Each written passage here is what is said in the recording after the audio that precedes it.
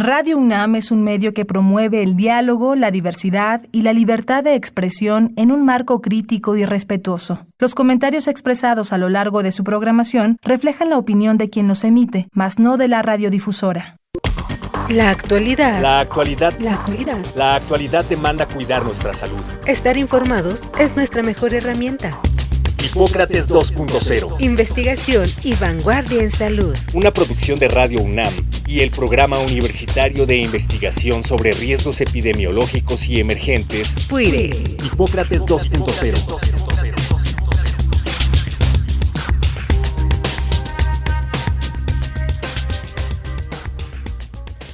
Hola, ¿qué tal? Bienvenidos a Hipócrates 2.0. Yo soy Mauricio Rodríguez. Como cada semana los saludo con mucho gusto. Qué bueno que nos están acompañando una vez más aquí en Radio Universidad. En el programa de hoy quisimos abordar una información que continúa en desarrollo. Hemos seguido con mucho interés desde hace algunos días la evolución de un brote de hantavirus en un barco que iba de Argentina hacia Europa y que ha llamado la atención por varias características que ha tenido, así que pues decidimos hacer una recopilación de las preguntas más frecuentes que nos pueden ayudar a entender qué es lo que está ocurriendo, a tener más información. Y dicho sea de paso, como una declaración, es que probablemente en el tiempo que transcurrió entre la grabación de este programa y su transmisión, quizás se generó más información nueva o diferente, así que habría que revisar algunos de los detalles con cautela. Lo que proponemos es tener información general sobre el fenómeno que está ocurriendo, más allá de ir contabilizando uno y otro caso y contacto y quién dijo y quién hizo, más bien tratar de entender este tipo de fenómenos, y por eso pues vamos a contestar estas preguntas, así que pues sin mayor preámbulo, venga, la primera. Hipócrates 2.0. ¿Qué está ocurriendo actualmente con el brote de hantavirus relacionado con el crucero MV Hondius? Bueno, el brote está relacionado justamente con el crucero MV Hondius, que es un barco de expedición que tiene bandera holandesa y que tenía proyectado un trayecto desde Sudamérica, desde Argentina, hacia Europa, con una ruta bajando a la Antártida, a ver ahí algunos hábitats y algunas regiones y algunas islas, y después navegar sobre la costa este de América, irse hacia la costa oeste de África, visitar algunas islas en el camino y seguir hacia el noroeste de África para meterse después hacia el estrecho de Gibraltar y terminar en Europa. Esta alerta comenzó el 2 de mayo de 2026, cuando la Organización Mundial de la Salud recibió la notificación de que varios pasajeros de este barco tenían una enfermedad respiratoria grave. Esto pues desde luego llamó la atención, comenzaron a hacerse las indagatorias, desde luego evolucionó la enfermedad en algunos de ellos, uno desafortunadamente falleció, otros dos tenían la enfermedad y se fueron diagnosticando o cuando menos vigilando estos pacientes hasta que hubo la oportunidad de que se estableciera contacto con las autoridades de Johannesburgo en Sudáfrica y se trasladara uno de los enfermos del barco hacia Johannesburgo, donde posteriormente falleció, y ahí se estableció el diagnóstico de hantavirus, pero además ya se logró establecer también el diagnóstico de hantavirus de una persona muy cercana a ese otro individuo que había muerto por hantavirus en el barco. Entonces, hasta ahora pues se han confirmado 5 casos de hantavirus, hay 3 fallecimientos y otros casos sospechosos que están en seguimiento. Un fenómeno que se ha ido siguiendo y que es relevante en este caso es que los pasajeros y tripulantes han ido desembarcando en algunas de las escalas del barco, por lo que las autoridades sanitarias de otros países pues han tenido que rastrear a los contactos y hacer una vigilancia epidemiológica transfronteriza, ¿no? Se han estudiado contactos en Países Bajos, en Francia, en Suiza, en Canadá, en Chile, en España. Desde luego, la Organización Mundial de la Salud está coordinando el seguimiento de este brote bajo los estándares del Reglamento Sanitario Internacional, pero pues necesita la coordinación de todos los países, ¿no? Y por ejemplo, un contraste notable es que cuando el barco llegó a Cabo Verde, en Cabo Verde dijeron: aquí no pueden parar, aquí no se pueden bajar, y el barco se quedó ahí algunos días. A lo mucho fueron unas ambulancias aéreas para sacar a 3 enfermos y llevarlos a Holanda, pero nadie más se pudo bajar de ese barco ahí en Cabo Verde, en contraste con la solicitud de la Organización Mundial de la Salud a España, que le dijo: necesitamos ayuda, necesitamos que puedan recibir el barco y que puedan atender a los enfermos, hacer cuarentenas, dar seguimiento, ayudar al estudio epidemiológico. Y ahora el barco va hacia España. Cuando grabamos esto va ocurriendo, seguramente llegará a España ya, y para cuando transmitamos esto ya se supo qué pasó en España, pero lo importante aquí es la recepción de España para hacer en las Islas Canarias un dispositivo para recibir el barco y atender la situación.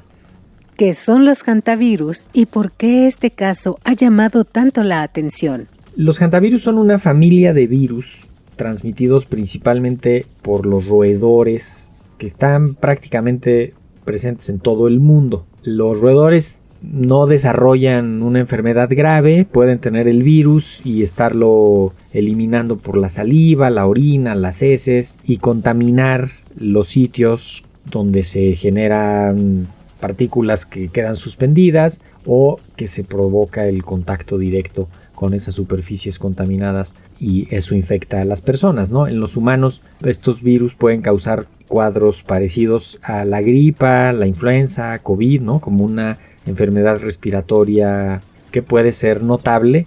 En algunos casos evoluciona hacia una enfermedad grave con daño pulmonar, cardiovascular o de los riñones. Aquí es importante distinguir que hay como 2 grupos de hantavirus que se han descrito históricamente, unos de América y los otros de Asia y de Europa, que tienen manifestaciones clínicas diferentes. Los de América son más esto que describo de infección respiratoria que se puede agravar con falla cardiovascular, y los de Europa y Asia parecen más como una fiebre hemorrágica, como un dengue grave que altera la coagulación y que provoca daño renal y tal. Para fines prácticos, los 2 tipos pues van hacia la falla orgánica múltiple y una evolución pues difícil de manejar en los pacientes más avanzados. Este brote ha llamado especialmente la atención porque hay un tipo de hantavirus que se llama hantavirus Andes, que se encuentra en Sudamérica y que es el que está involucrado en particular en este brote del barco.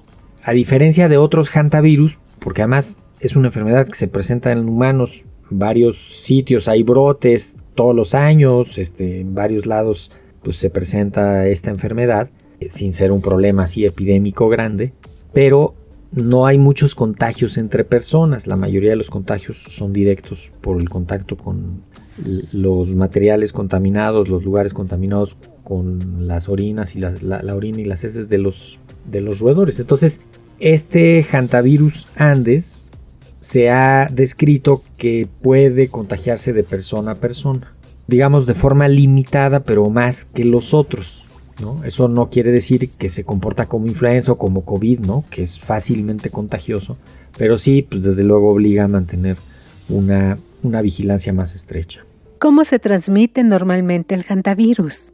La transmisión más frecuente ocurre al inhalar partículas contaminadas con orina, saliva o heces de roedores infectados. Podría ser acudir a un sitio donde hay polvo, donde los aerosoles del lugar están, el lugar está mal ventilado, hay partículas suspendidas que tienen al virus, y esto pues, desde luego puede ocurrir al limpiar bodegas, casas cerradas, almacenes o lugares que están infestados por roedores, que puede ser como parte de alguna actividad laboral o parte de una actividad recreativa, como todo apunta en este caso de los primeros pacientes detectados en el brote del barco.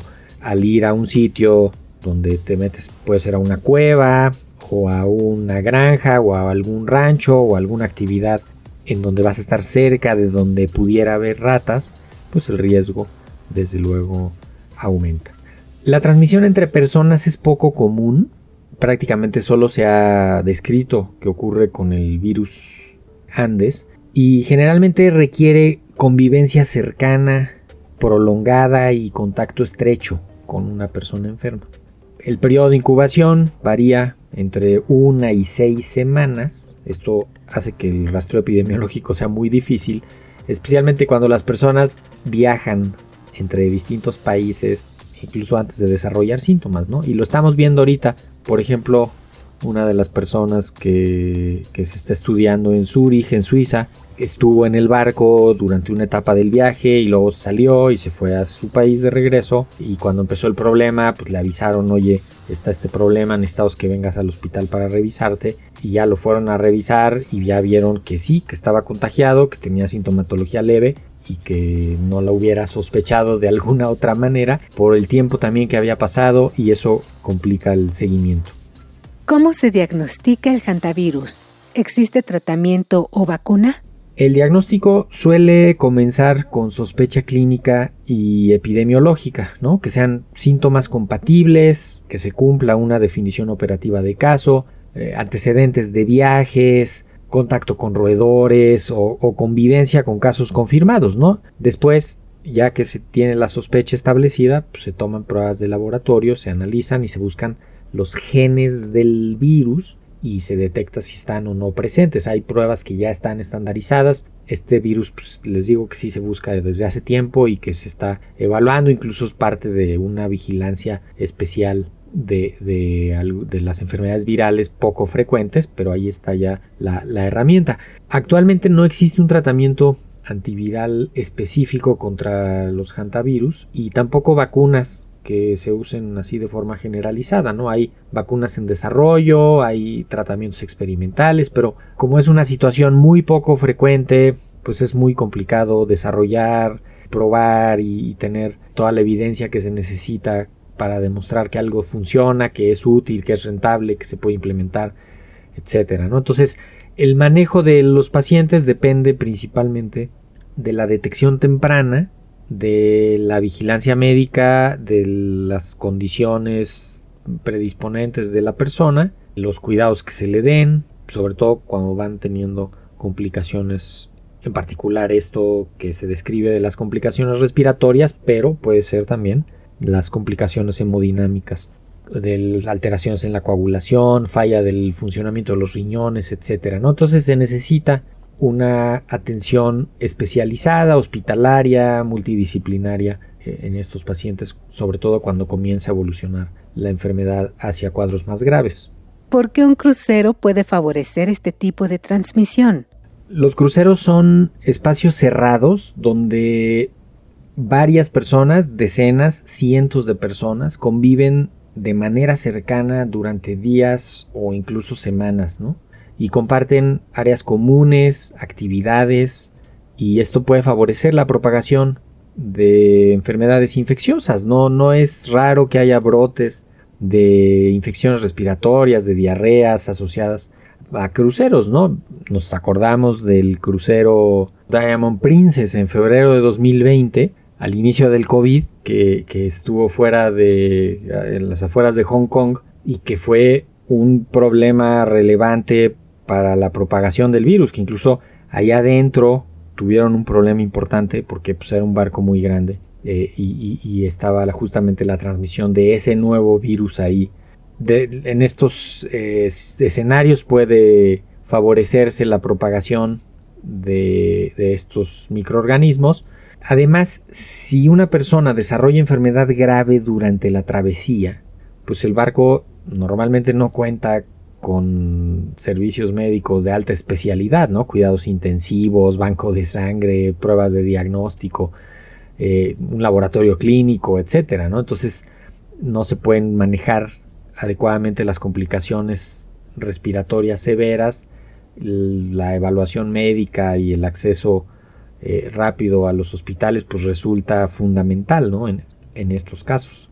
Para estos momentos pues, todavía las autoridades están investigando si la exposición inicial ocurrió antes de subirse al barco, en alguno de los sitios en los que estuvieron las personas que llegaron después al barco, o si hubo transmisión ya después dentro del barco, ¿no? O sea, puede ser que se hayan contagiado cerca en una fuente común varios y que después subieron al barco y unos desarrollaron la enfermedad y otros no, etcétera. Y además algunos contagios ya dentro del barco, incluso el personal médico que atendió a los pacientes que tuvieron mayor gravedad se contagió, y es parte de lo que ha llamado la atención de esta transmisión entre personas.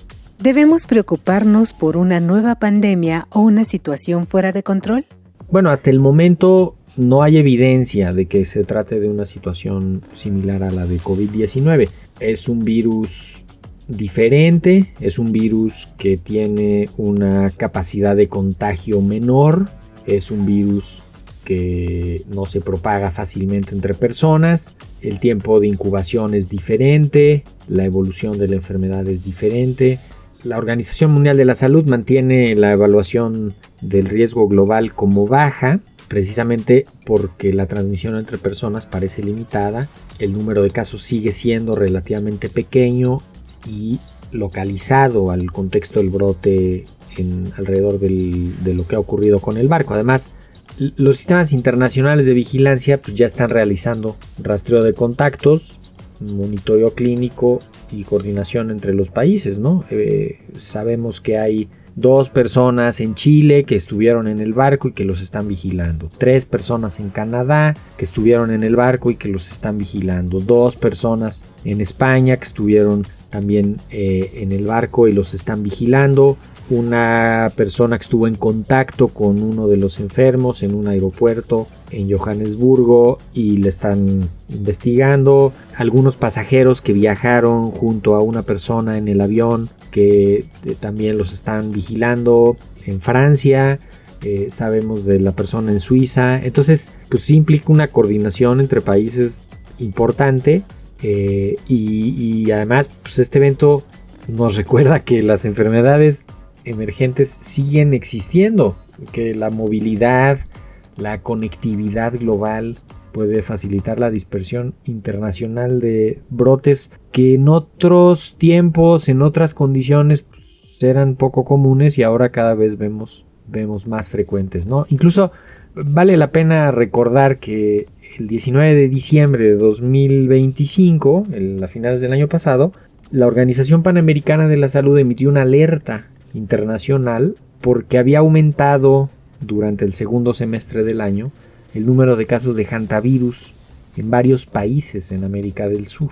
Esto, pues desde luego lo que dice es que había circulación de los hantavirus en América del Sur, puede haberse mantenido durante un poco más de tiempo, suficiente para que estas personas que estaban viajando por varios países, ¿no? Dicen que la pareja de los primeros casos, que fue una pareja de ciudadanos de los Países Bajos, llevaban varios meses viajando por Sudamérica y que probablemente ahí se contagiaron durante su viaje en el continente y después se subieron al barco en esa última travesía rumbo a Europa de regreso, y ahí ya fue lo que comenzó la manifestación de la enfermedad.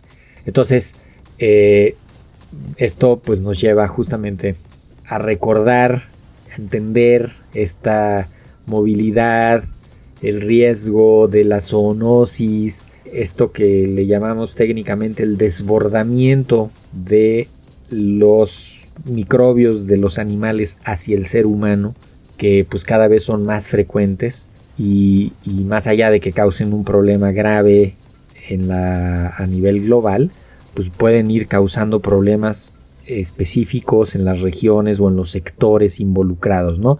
No dudemos que el sector del turismo en cruceros pues se puede ver afectado porque se aumenta la noción de que los cruceros tienen algunos riesgos que difícilmente se advierten a la hora de planear una vacación, y que ya estamos viendo justamente pues ahora este fenómeno, y la gente pues podría pensar, mejor no voy a un crucero, mejor no voy a un hotel en un solo lugar y ahí me paso unos días y reduzco estos riesgos, ¿no? Que están asociados justamente a un lugar cerrado, con fuente común de agua, con fuente común de servicios, donde puede haber epidemias, donde puede haber contagios y donde difícilmente la atención médica va a ser suficiente, ¿no?